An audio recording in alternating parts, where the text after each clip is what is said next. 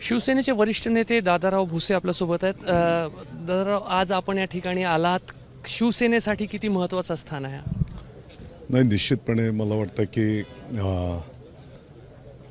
हिंदुत्वाचा जो विचार आहे त्याची प्रेरणा ज्या पद्धतीने हिंदू हृदय सम्राट शिवसेना प्रमुख माननीय बाळासाहेब ठाकरे साहेबांच्या माध्यमातून मिळत असते, तीच प्रेरणा आज या स्थानावरनं पण त्या पद्धतीने मिळते.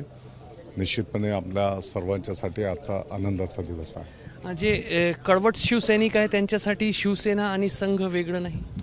मी असं काही मानत नाही. विचारधारा एकच आहे, भले कार्यपद्धती वेगळी असेल, शेवटी उद्दिष्ट अंतिम ध्येय एकच आहे.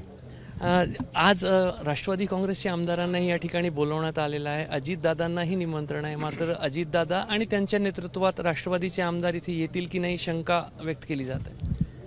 लोकशाहीमध्ये ज्याचे त्याचे विचार हा त्याचा व्यक्तिगत विषय आहे. आता या संदर्भातला निर्णय त्यांनी काय करायचा त्यावर माझ्यासारख्या कार्यकर्त्यांनी भाष्य करू नये. पण अजितदादांनी किंवा त्यांच्या पक्षाने संघाला टाळावं असं काही संघाचा विचार आहे असं वाटतंय का? इतक्या खोलवरचे विचार आम्ही करत नाही. यंदा निवडणुकीमध्ये संघाने फार महत्त्वाची भूमिका बजावली, महायुतीला मोठी मदत झाली. निश्चितपणे ही वस्तुस्थिती आहे. संघाचे मोठ्या पद्धतीने आशीर्वाद त्या ठिकाणी राहिलेले आहेत. तसं तर त्याचं समर्पित कार्य असतं.